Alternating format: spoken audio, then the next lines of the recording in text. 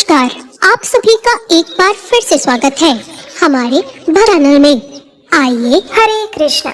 एकादशी तिथि सभी व्रतों में सर्वश्रेष्ठ है। ये भगवान श्री कृष्ण की शुद्ध भक्ति प्रदान करने में अत्यंत महत्वपूर्ण और सहायक तिथि है। इसका व्रत पालन करने से वर्ष के सभी व्रतों का फल स्वतः ही मिल जाता है। और ऐसी एकादशी तिथि है चैत्र मास के शुक्ल पक्ष में आने वाली कामदा एकादशी। ये एकादशी अपने नाम के अनुसार ही मनुष्य की समस्त कामनाओं की पूर्ति करती है। कामदा एकादशी का पालन करने से मनुष्य हर प्रकार के भौतिक कल्मशों से मुक्त होकर अपने आध्यात्मिक जीवन में अग्रसर बनता है, भगवान श्री हरि की विशेष कृपा प्राप्त करता है। तो आइए ऐसी परम पवित्र और मंगलकारी कामदा एकादशी के उपलक्ष्य में हम एक पौराणिक कथा का श्रवण करते हैं, जिसका ध्यान पूर्वक श्रवण करने से हम आने वाली एकादशी तिथि और व्रत के लिए अपनी मानसिक और शारीरिक चेतना को तैयार कर सकते हैं। अगर आज की कथा आपको अच्छी लगे तो इसे लाइक करके अपने मित्रों को अवश्य शेयर कीजिए। तो चलिए आज की कथा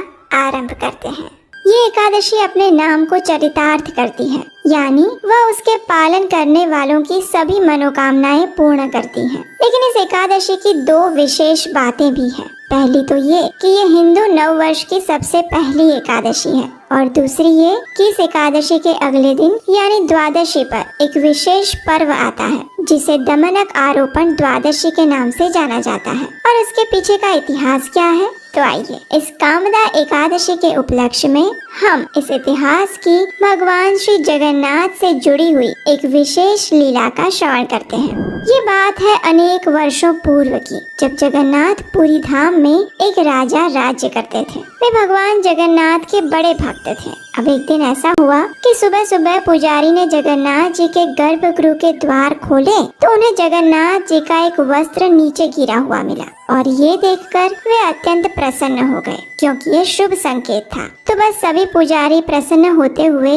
जगन्नाथ जी के इस वस्त्र की भेंट राजा को देने के लिए उत्साह पूर्वक राजा के पास पहुँचे। वहाँ जाकर देखा तो प्रातः काल में राजा चौसर खेल रहे थे। पुजारी ने प्रसन्न होते हुए राजा को जगन्नाथ जी का प्रसाद वस्त्र प्रदान किया। अब उस समय क्या हुआ कि राजा अपने दाएं हाथ से पासा फेंकने में व्यस्त थे, इसलिए उन्होंने अपने बाएं हाथ से उस वस्त्र को ले लिया, और वो भी ज्यादा उस वस्त्र की ओर ध्यान दिए बिना। अब ये देखकर पुजारी थोड़े उदास तो हो गए, लेकिन अब क्या करें, राजा के सामने वे कैसे कुछ बोल सकते थे, इसलिए चुपचाप वहाँ से चले गए। कुछ समय बाद राजा का खेल समाप्त हुआ। वे अपने कक्ष में वापस आए और अचानक उन्हें याद आया, अरे ये मैंने क्या अपराध कर दिया। मैं मूर्ख अपने खेल में इतना व्यस्त हो गया कि मैंने जगन्नाथ जी के प्रसाद वस्त्र की ओर ध्यान भी नहीं दिया और बाएं हाथ से उसका स्वीकार किया। हे प्रभु, मुझ पापी ने कितना बड़ा अपराध कर दिया। अब मैं कैसे इसका प्रायश्चित करूँगा। इस प्रकार स्वयं को दोषी मानते हुए प्रायश्चित करते हुए राजा ने खाना पीना बंद कर दिया। ना तो वे किसी से बात करते और ना ही राज्य के कार्यभार में ध्यान देते। आखिर एक सप्ताह बाद राजा ने कुछ कठोर निर्णय लिया। राजा ने सोचा, हे प्रभु, मैंने अपने बाएं हाथ से आपके प्रसाद वस्त्र का स्वीकार किया और इस प्रकार एक बड़ा अपराध किया, इसलिए मेरा प्रायश्चित यही है कि मैं अपने इस बाएं हाथ को काट दूं। लेकिन अब अपने ही हाथ को कैसे काटा जाए, तो उन्होंने एक उपाय ढूंढ निकाला। राजा ने अपने विशेष मंत्री को बुलाया और उनसे कहा, हे मंत्री, कुछ दिनों से कोई बात है जो मुझे परेशान कर रही है। जब भी मैं रात को सोने जाता हूँ तो मेरी खिड़की में से एक लंबा सा हाथ आता है और वो मेरा स्पर्श करने का प्रयास करता है। ये देखकर मैं भयभीत हो जाता हूँ और इसी कारण से पिछली कई रातों से मैं सो नहीं पाया हूँ। अपने राजा को इस प्रकार उदास देखकर मंत्री ने कहा, हे राजन, आप चिंता ना करें, हम अभी इस भूत को भगाने के लिए विशेषज्ञ तांत्रिकों को बुलाते हैं।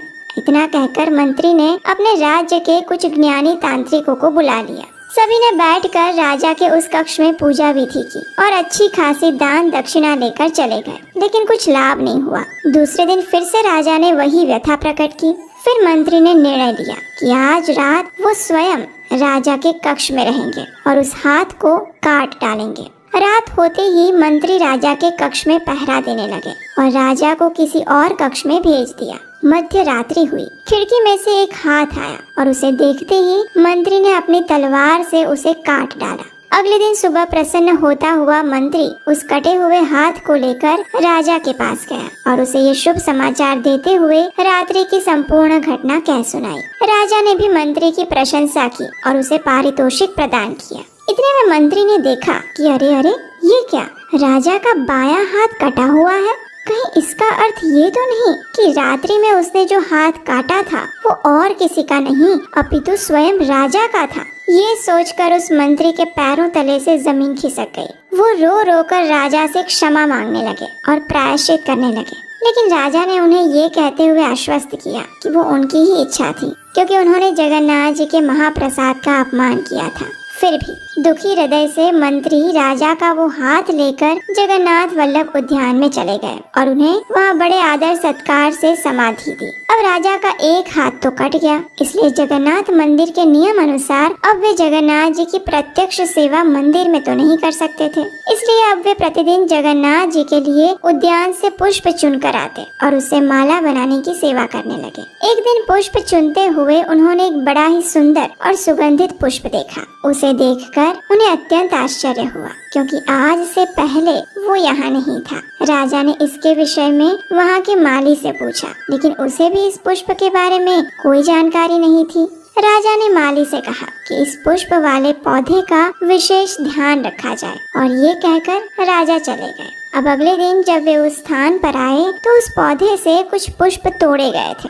ये देखकर राजा अत्यंत क्रोधित हो गए। आखिर उनके मना करने के बाद भी किसने ये पुष्प तोड़ने की हिम्मत की। उन्होंने माली को बुलाया, लेकिन माली को भी नहीं पता था। अब राजा को ये लगने लगा कि ये माली झूठ बोल रहा है और उसी ने ये पुष्प तोड़े हैं, इसलिए उसे दंड देना चाहिए। माली राजा से रोते हुए क्षमा याचना करता रहा, लेकिन राजा नहीं माने। उन्होंने उस माली को बंदी बनाकर कारागृह में डाल दिया। अब माली यही सोचता रहा कि आखिर उसका अपराध क्या है।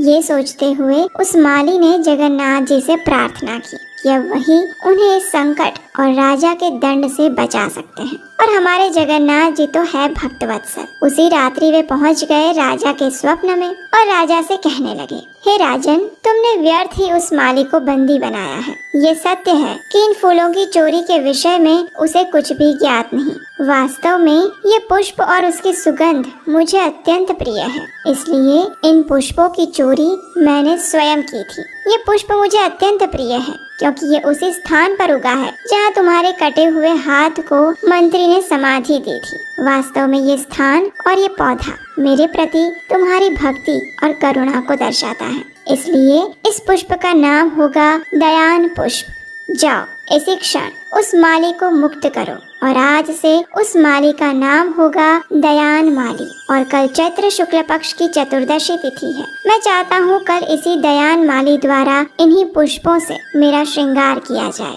और इस उत्सव को प्रतिवर्ष मनाया जाए, और मैं तुम्हारी भक्ति से अत्यंत प्रसन्न हूँ। तुम्हें आशीर्वाद देता हूँ कि तुम्हारा कटा हुआ हाथ भी वापस आ जाएगा। इतना कहकर जगन्नाथ जी चले गए। राजा उठे तो उनका कटा हुआ हाथ वापस आ चुका था। उन्होंने जाकर माली को कारागृह से मुक्त किया, उसे सम्मानित किया, उससे क्षमा मांगी।